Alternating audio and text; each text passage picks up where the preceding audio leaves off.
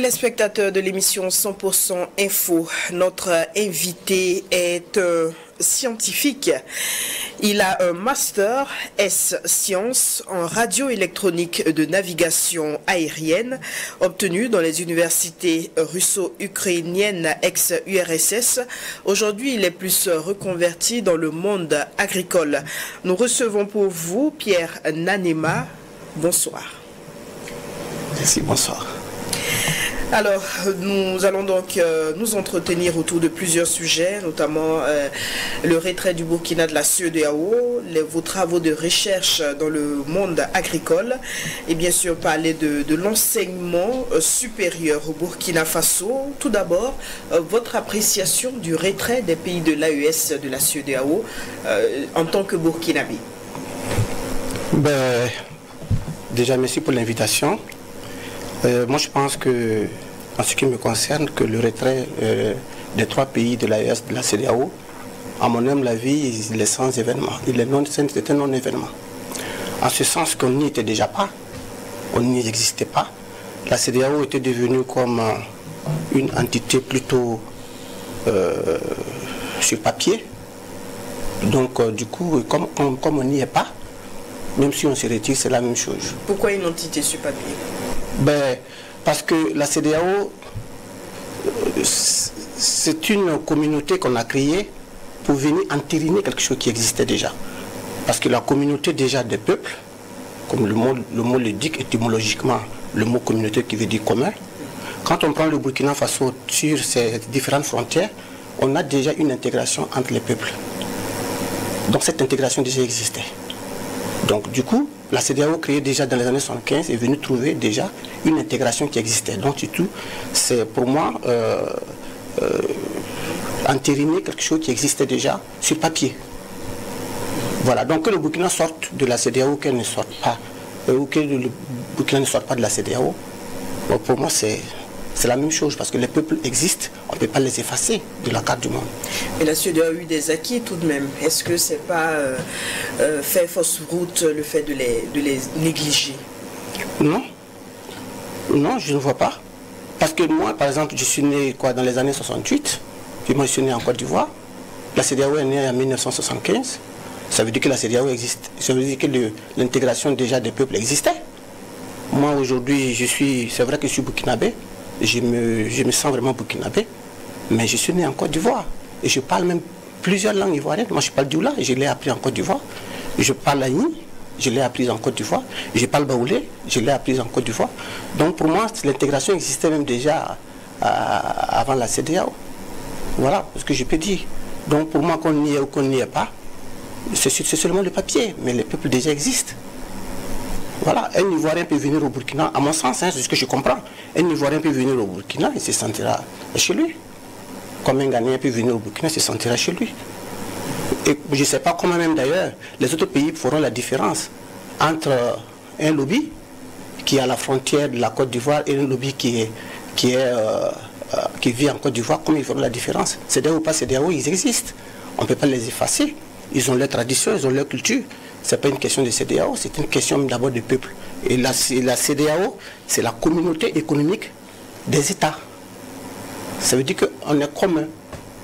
Il y a toute une communauté. Dans le mot communauté, il y a le mot commun, qui veut dire ensemble, unité, unique. Voilà. Et les peuples y étaient déjà dans ce schéma.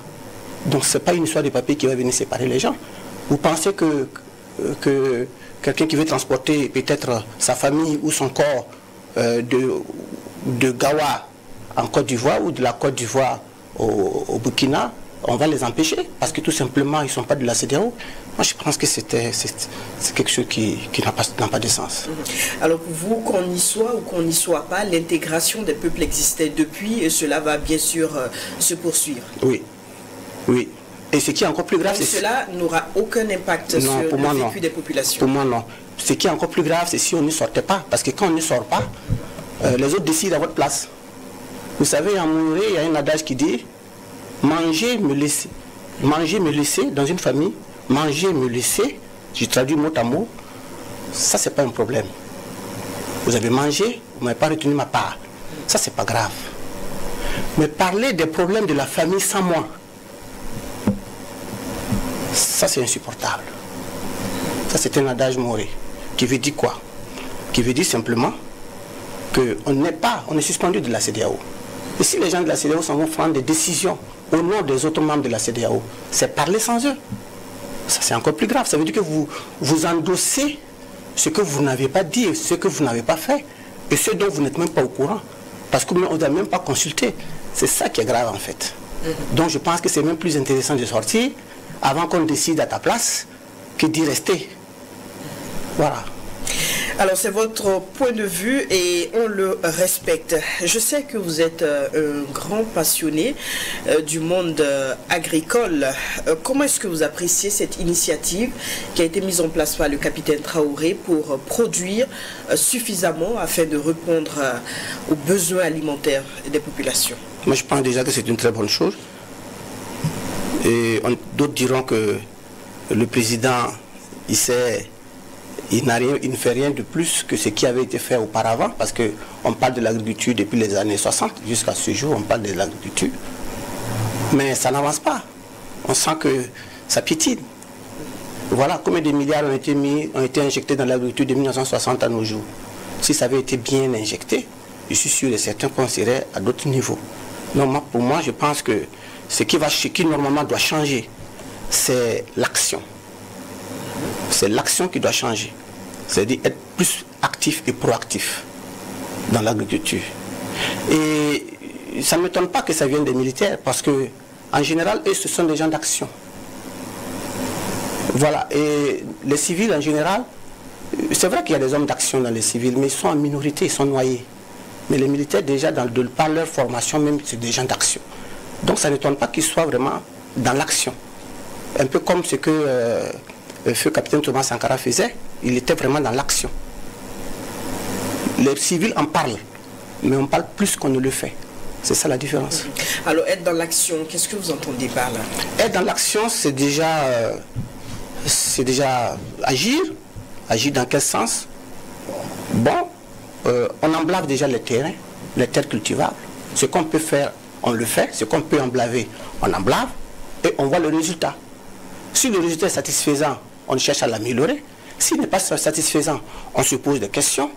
Qu'est-ce qui n'a pas marché? Qu'est-ce qui a marché? On tire les leçons et on avance. Mais quand on ne fait rien du tout, ben là, quand on ne fait rien, on n'a rien du tout. 0 multiplié par quelque chose, ça donne 0. Voilà. C'est tout. D'accord, c'est bien compris. Alors, ingénieur en radioélectronique de navigation aérienne, formation que vous avez reçue dans les universités russo-ukrainiennes, ex-URSS dans le temps. Alors aujourd'hui, vous êtes plus dans l'agriculture. Pourquoi cette reconversion?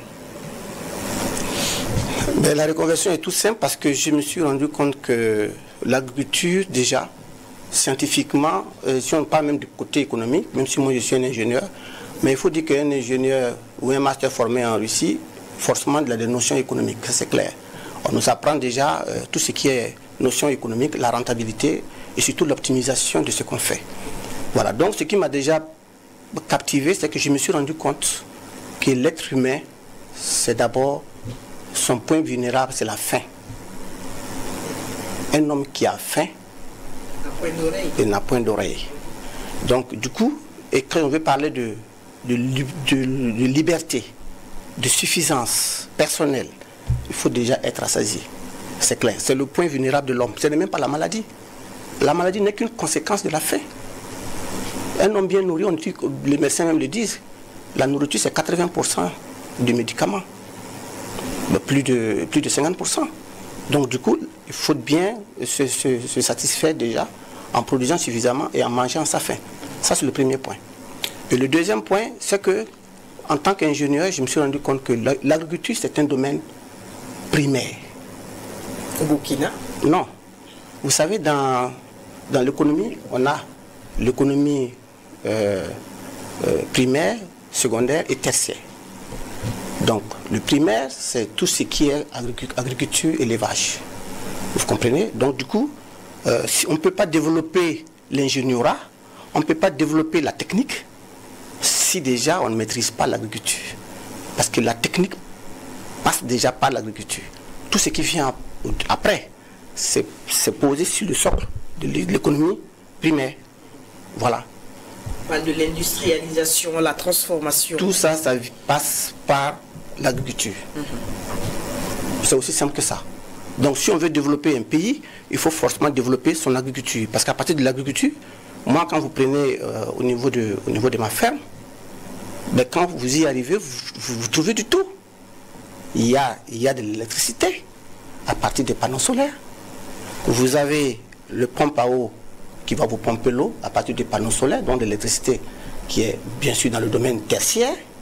Vous avez l'adduction d'eau, l'eau qui coule et tout ça, voilà, qui va être puisée. Vous avez le tracteur, ça c'est la mécanique. Le système de culture multifonction que j'ai mis en place, que j'ai fabriqué, ça aussi c'est de la technique, c'est de la mécanique. Donc vous voyez qu'à partir de l'agriculture, vous avez l'électricité, vous avez l'eau, vous avez la mécanique.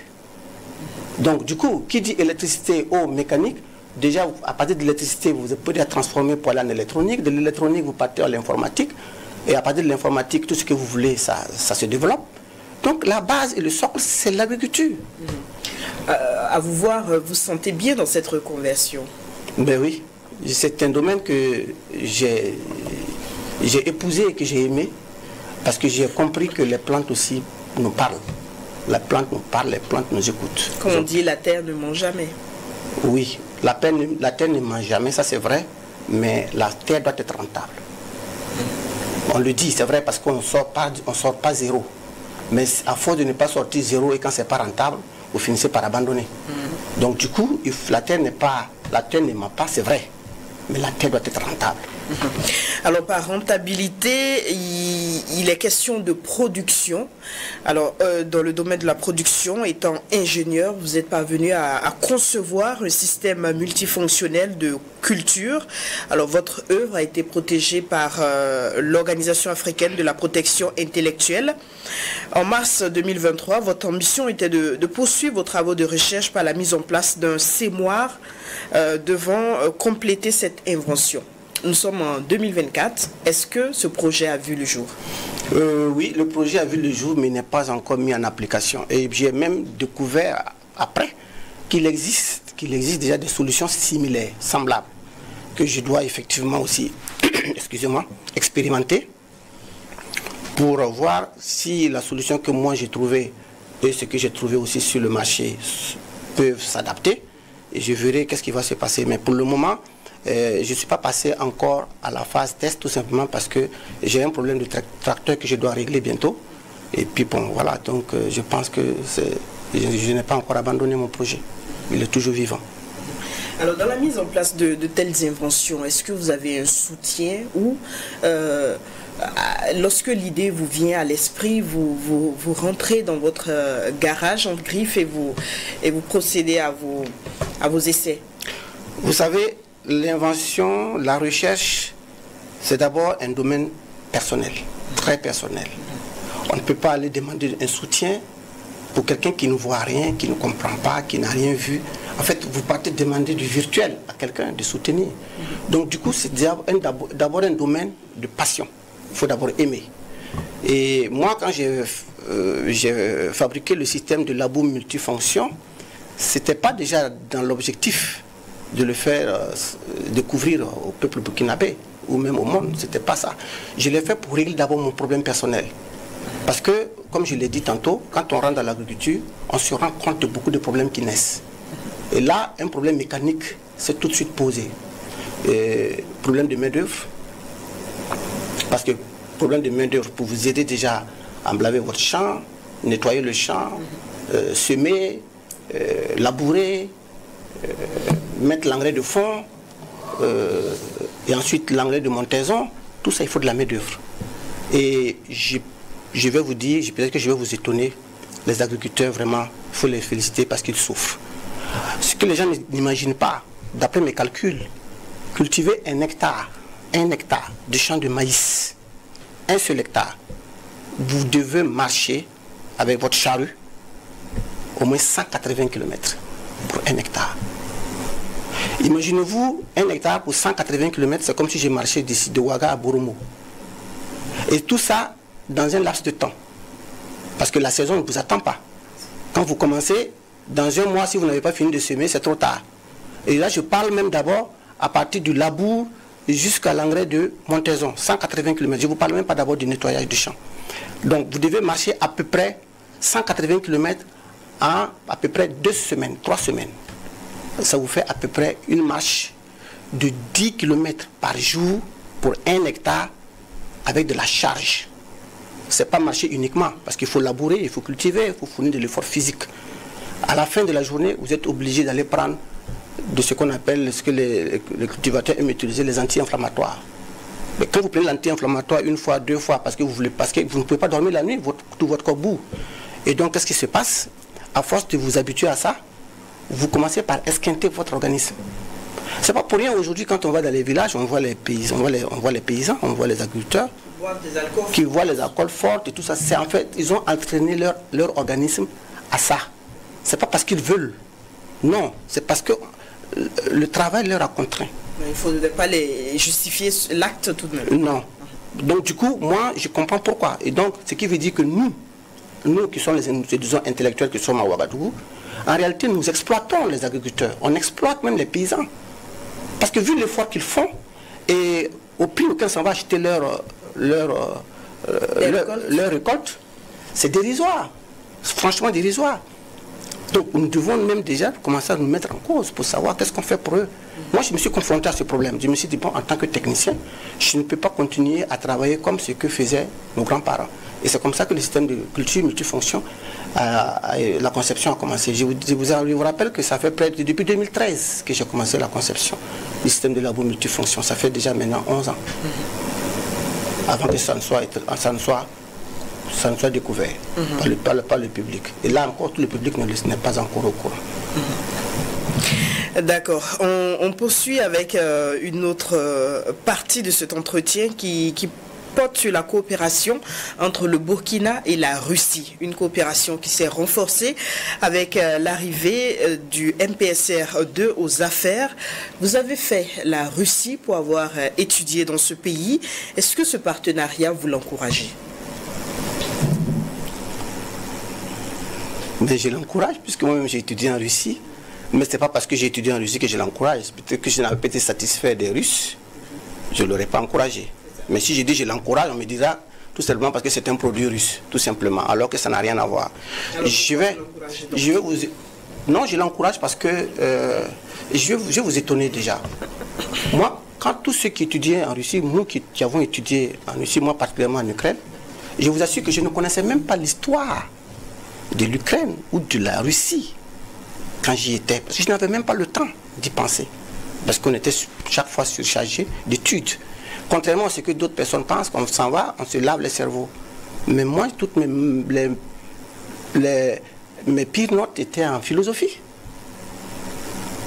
Pourtant, j'aime bien débattre en philo. Mais comme on m'avait mis dans la tête qu'il lave les cerveaux, je me suis dit, moi, je ne vais pas apprendre la philo. Clairement. Mais après, aujourd'hui, ça m'a rattrapé. Parce que quand j'ai fait la part des choses, ce que je vois en Occident, ce que je vois en Russie, mais il n'y a pas match. C'est la meilleure coopération. Parce que dans une coopération, c'est la franchise qu'on cherche. Voilà. Tout ce qu'on cherche, c'est de la franchise. On ne veut rien d'autre. On ne parle pas d'exploitation ou pas d'exploitation. Il n'y a pas ça. On parle de franchise dans la coopération. C'est tout ce qu'on cherche. Et les Russes, à mon sens, depuis que moi, je n'ai pas vu un Russe qui trahit une confiance. Moi, j'en connais pas. Je n'en ai même pas rencontré. Et d'ailleurs, ils sont très sympas, les Russes. Quand une famille russe t'adopte, moi, j'ai encore de la famille.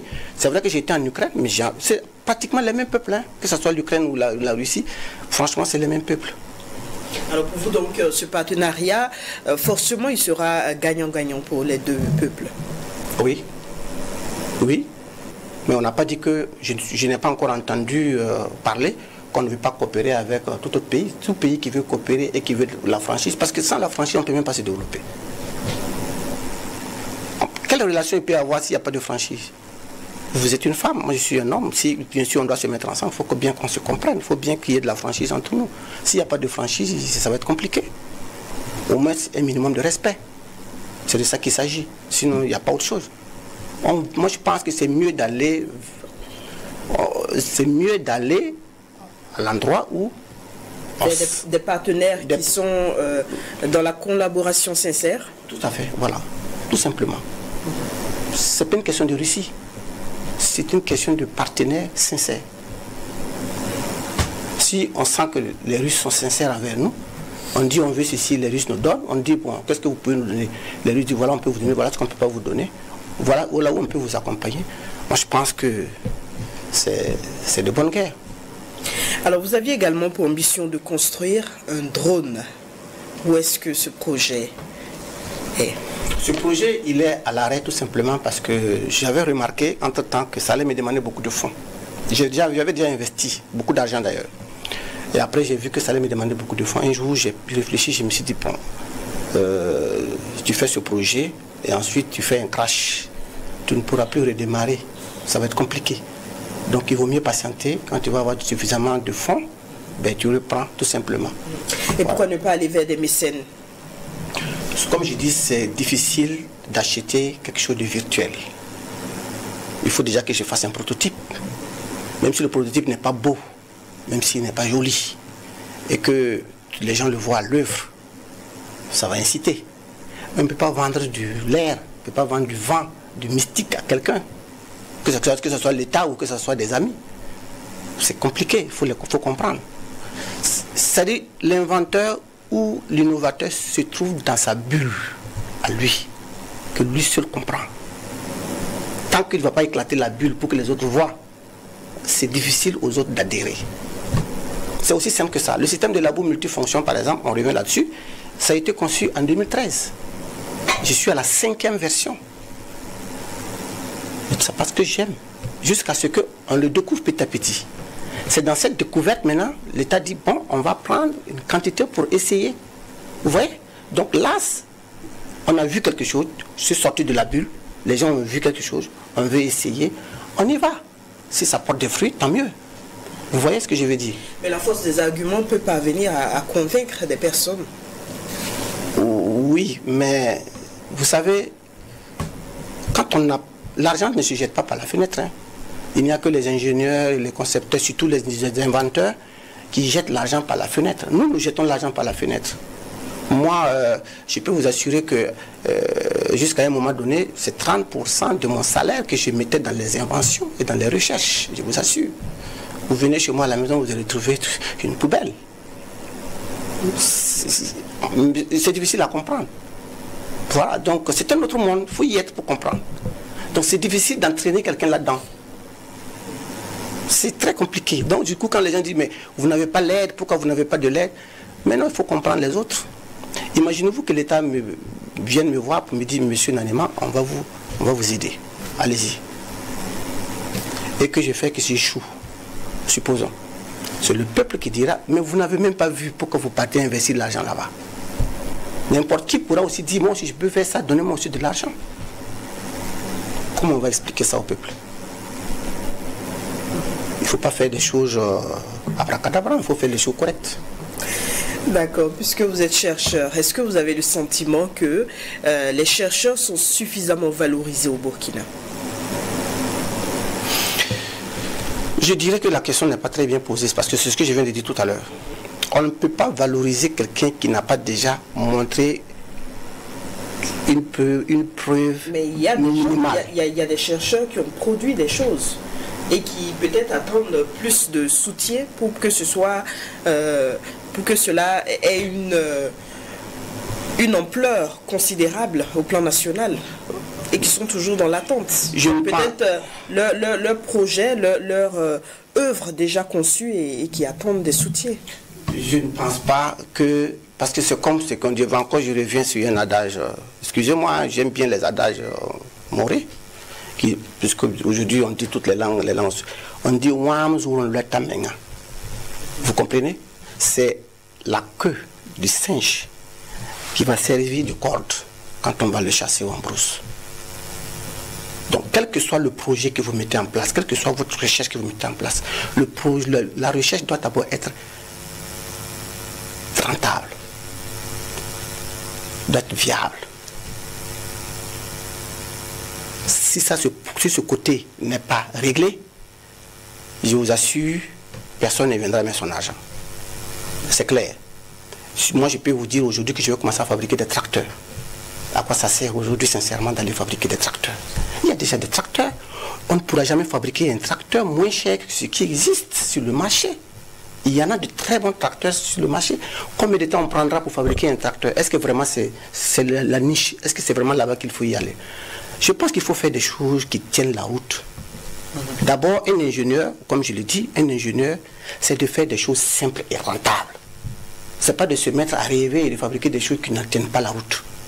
Des choses simples et rentables. Dès lors que ce n'est pas rentable, ce n'est même pas la peine.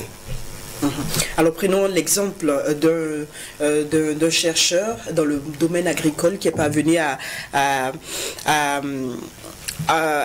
concevoir des semences améliorées qui sont rentables, nécessaires pour la culture. Mais faute de faire en sorte que ces semences soient connues du monde agricole, cela reste dans les tiroirs. Non, non, non, je ne pense pas. C'est un exemple parmi tant d'autres. Oui, je vous ai donné l'exemple, je vous dis. Quand on fait quelque chose qui est bien, d'abord il faut se faire connaître. Ça, pour se faire connaître, on a besoin de moyens. Non, c'est très simple. Non, on n'a pas forcément besoin de moyens. Voilà le problème qu'on a, surtout dans notre pays. On met toujours l'argent devant. On n'a pas forcément de mettre de l'argent devant pour faire quelque chose. Vous savez pourquoi les produits russes coûtent 3 fois moins cher que des produits américains? C'est dans la recherche et développement. Le russe n'est pas payé au même prix qu'un américain. Pour le même travail, il sera payé 4-5 fois moins cher qu'un américain, ou 10 fois moins cher. Donc si vous prenez le prix du matériel qui est pratiquement le même, et que vous regardez le coût de RD, c'est-à-dire recherche et développement, mais c'est ça qui va faire flamber les prix. Donc tout est d'abord une question de volonté. Il suffit seulement d'écrire une lettre. Moi, c'est ce que j'ai fait. Hein. Moi, j'ai écrit d'abord une lettre. Parce que j'ai trouvé que mon produit était bien. Donc j'ai écrit une lettre adressée à la présidence en son temps. J'ai reçu une réponse, je vous assure. Mais ça n'a pas été loin.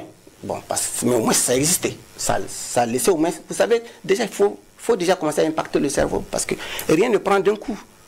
Et ensuite, je suis même allé en parler au ministère de l'Agriculture. Le CNRST est passé à la ferme 2 fois. Pour venir voir. Vous comprenez? Et donc, le fil a une aiguille. Mais ça, c'est un processus qui a duré 5 ans. Voilà. Donc, on n'a pas forcément besoin d'argent. Quand vous faites quelque chose qui c'est bien, vous écrivez. Voilà ce que j'ai fait. Et ensuite, vous verrez le résultat. Alors, nous sommes pratiquement vers la fin de nos échanges. On termine très rapidement avec le système éducatif burkinabé, le système d'enseignement. Je sais que vous êtes également un auteur. Vous avez un livre de mathématiques en édition. Alors, est-ce que vous pensez que le domaine scientifique est suffisamment valorisé au Burkina en termes d'enseignement secondaire, supérieur? Non, moi je pense que le domaine scientifique est valorisé, c'est clair, parce que vous prenez tous les autres domaines, c'est scientifique. Hein. Vous prenez les juristes, c'est scientifique, vous prenez l'économie, c'est scientifique. Mais le domaine qui a été le plus abandonné, c'est le domaine technique dans notre pays.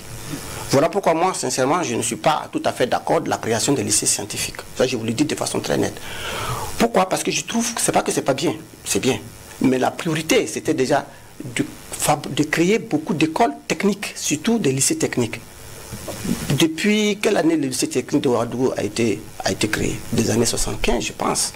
Moi, j'ai fait le lycée technique en 1985-88. Voilà. Et qu'est-ce qui a changé? Rien du tout. Jusqu'à présent, c'est que l'année dernière qu'on a même changé les machines sur lesquelles moi j'ai travaillé depuis les années 85. Il n'y a que c'est peut-être l'année dernière seulement. C'est-à-dire que la chaîne de tout ce qui est industrie a été cassée. C'est là qu'il faut aller. Parce que ce sont les ingénieurs qui produisent. Ce ne sont pas les économistes qui produisent de l'argent. Les économistes gèrent de l'argent. C'est les ingénieurs qui produisent parce que c'est eux qui sont en action. Quand vous prenez l'agriculture, il faut des tracteurs, ce sont des techniciens, ce sont des ingénieurs, c'est tout ça. Donc, ce domaine a été cassé. Vous prenez par exemple un ingénieur ou un master en technique, vous allez voir toute la chaîne, vous ne trouvez pratiquement rien jusqu'au domaine CAP. Ils ne sont pas nombreux. Mais quand vous prenez les autres domaines, ils sont très nombreux. Et on veut aller au développement. et on parle de l'agriculture, et on parle de tout ça. Donc je pense que c'est un domaine qu'il faut plutôt regarder. Les scientifiques vont sortir, oui, ils vont sortir des raisonnements scientifiques. Mais si un scientifique sort qui n'a pas la compréhension technique, c'est compliqué, parce que c'est la science et la technique qui se mettent ensemble pour produire quelque chose. Voilà. Pierre Nanema, merci d'être venu sur ce plateau du 100% Info. Merci. Fidèles téléspectateurs, nous sommes au terme de cet entretien avec notre invité Pierre Nanema.